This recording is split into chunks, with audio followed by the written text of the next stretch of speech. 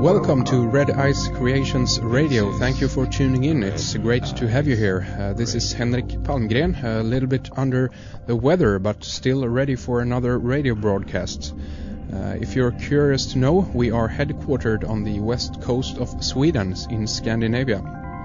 But on the web, of course, location is no obstacle. We have listeners from all over the globe, and you can tune in to our radio show from anywhere through our website, redicecreations.com.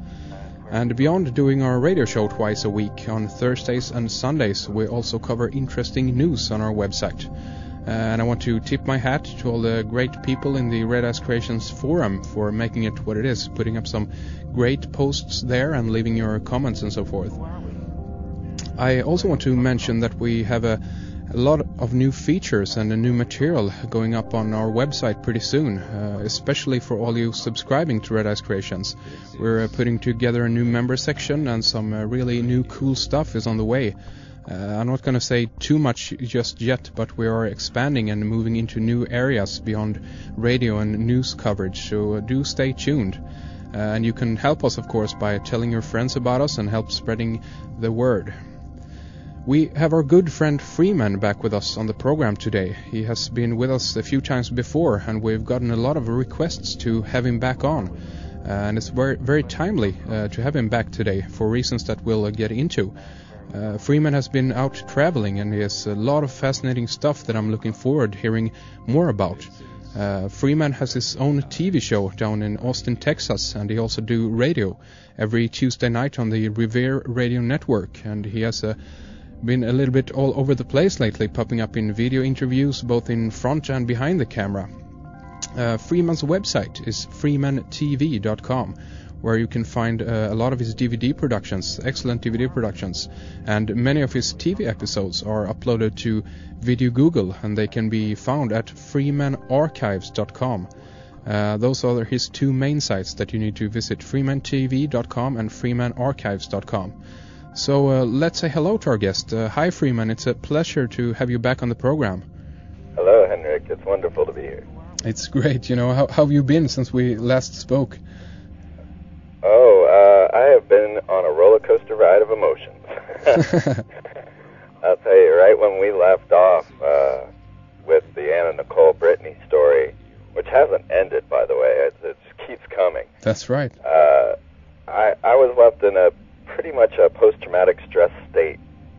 I had gone ahead and freaked myself out with all of those studies and all of the understanding of this evil empire that seems to rule our planet, and was in just such a state of paranoia that I didn't know what to do with myself. I was certain they were coming for me after our last talk. Really? Yeah. Okay. You know, I don't do these things lightly, although I present them in somewhat of a humorous manner. Definitely I know who I'm up against and what I'm doing. I don't do this lightly when I come forward with ideas like mind control. Yeah, that's right. But it was with all of that in mind that I left on my trip, and it's funny how our interviews go. Now, Henrik, I don't consider it an accident at all, but a miracle that you and I would meet on a grassy knoll in Phoenix, Arizona. You know, this to me is not chance. This is divine. And this whole story that I have to tell you is divine in its nature. And it's funny because by the end of it, we'll find out that God led me to the high priest of the Church of Satan. Really? Wow, what a story. I can't wait to get into all of this. As you said, I guess you've been traveling during the entire summer, basically. I guess you left your Texas back in what, June or something? Yes, it was soon after our last interview that I decided I needed to go. I really had this trip planned for a while to go visit my mom. She's getting up in age, and I need to spend some time with her. Yeah. And she lives in Orlando, Florida, so I decided I was going to head out that way. Now, to let you know, I did not have enough money to make it home, and I don't worry about such things. And this is part of the tale, is not allowing these boundaries to be drawn, because you can make it, you can live without the knowledge of how you're going to do so. So here I leave on my trip without enough money to return, just having faith in the divine that will lead me back home again or wherever it is that I need to be. That's wonderful. And I was, like I say, traumatized and getting ready for this trip, and I was visiting many of my friends to help them, calm me down. At one point, my roommate thought I was on some type of psychedelic drugs just because of the fear that he saw in my eyes. Sheesh. And yeah, it was awful. I don't know. I do feel for the planet. I really do. Mm-hmm. And so it was with all of this in mind that I left on my trip. And right before I left, a girl that I hadn't spoken to in 7 years contacted me. And it turned out that she herself had been a trauma-based mind control victim.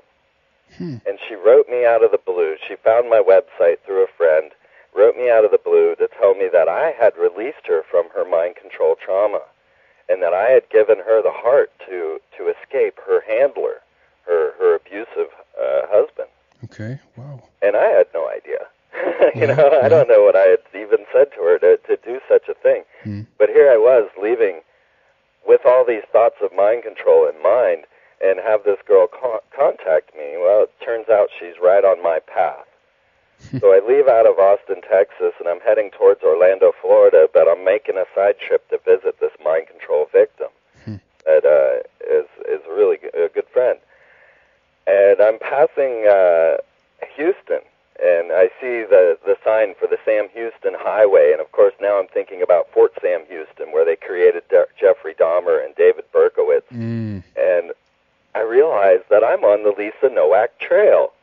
I'm following the same path that the seemingly mind-controlled victim of NASA, the astronaut Lisa Nowak, went from Houston to Orlando to abduct that woman.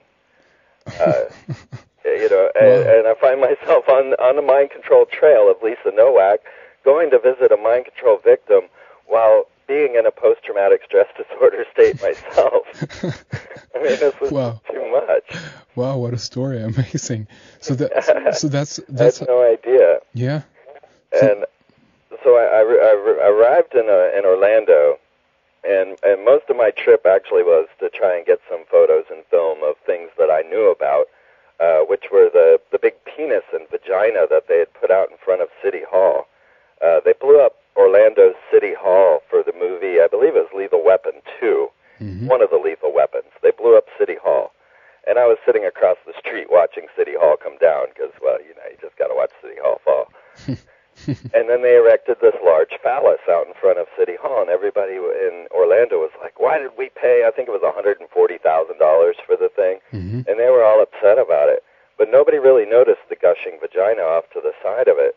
And this whole structure just happens to be across the street from the Grand Bohemian Hotel, which most of us know about the Bohemian Grove. Oh, yeah. Well, they erected this large phallus in front of Orlando in honor of Orlando being the first point of light in the 1,000 point of light system, in HW's 1,000 point of light system. Which really meant was Orlando was the first police state in America. And I can testify to that. Orlando was absolutely a huge police state. Really? We had cameras back in the 80s, Sheesh, okay. So I wish I had gone on a little bit further and visited Hollywood, Florida, where Anna Nicole dropped dead at the Hard Rock Cafe. But I didn't complete the whole mind control trip and that idea because I didn't know. I didn't have any money. I didn't know what I could do and what I couldn't do. Yeah.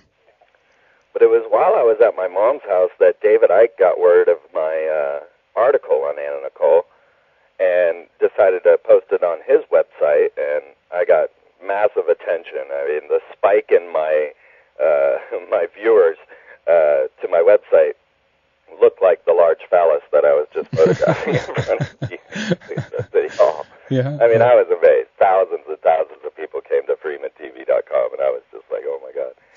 And, at that same time, I have an unknown benefactor, someone who really just loves Freeman and what he does, and to speak of myself in the third person, but and he occasionally drops money in my bank account. I have no idea who he is, where he is, or anything, and that very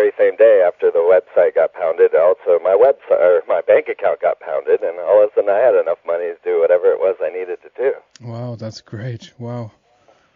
I was still frightened. I was still thinking perhaps some of these nefarious characters I had outlined in my article were going to come after me legally.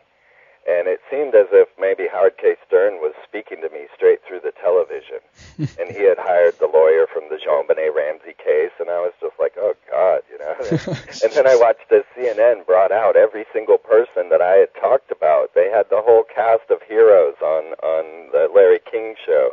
And then he brought out Cyril White, the pathologist that I had talked about, who was involved in the JonBenet Ramsey case and also the Billy Smith case. Mm-hmm.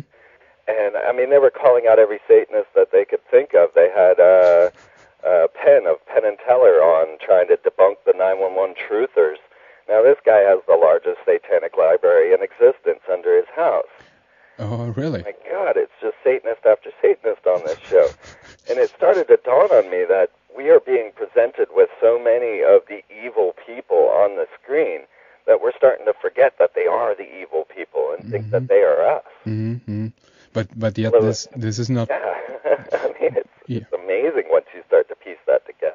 Wow, yeah, exactly. But I guess that the image that they portray, you know, obviously is that they're very good and, you know, wholesome people in that sense, and they're definitely not into the occult. So it's not until you begin, you know, scratching the surface, I guess, a little bit that you discover that, you know, like the Penn and Teller guy you told me about there. Or is this something that he, rants and brags about, that he's got this huge satanic library? They did have a big television special on it, and that's how I know about it. Oh, really? They actually took cameras down into his library, which is in a hermetically sealed vault under his house. Okay, sheesh. So, yeah, I've actually, viewed the library. Yeah. Well, at this point, I was still, as I was saying, still frightened. It was hard for me to eat or sleep. I just couldn't get over it. I couldn't get over what I had done, really, bringing all this to light, and then watching CNN bring everything to try and counter my article, Mm-hmm. And I really felt like they had their eye on me, and I'm sure they do.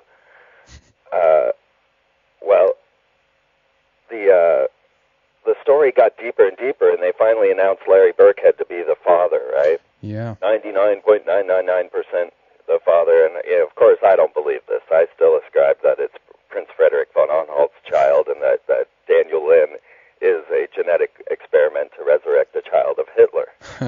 I will stand by that till my dying day. Okay, yeah. Well, all of a sudden, here's Larry Burkhead announcing that he's the father, and he tries to get Daniel Lynn a passport so that they can escape the Bahamas. And the American embassy shuts down for lunch for the rest of the day. And this is Friday, so now Larry Burkhead is stuck in the Bahamas, as if the government, the very embassy of America, is trying to capture and keep him there. And while he's trapped there, Virgie Arthur, the mother of Anna Nicole, announces a new court case in which she is now trying to keep the baby, Daniel Lynn, in the Bahamas. Now, this is so curious, because here is all of her time spent in the courtroom trying to get Billy Smith, Anna Nicole's body, and the baby back to Texas. And now, as soon as they announce Larry's the father, now she's putting forth a court case to say that she wants the baby to stay in the Bahamas? Well, who's going to take care of Daniel Lynn? Who's there in the Bahamas that's there for the baby?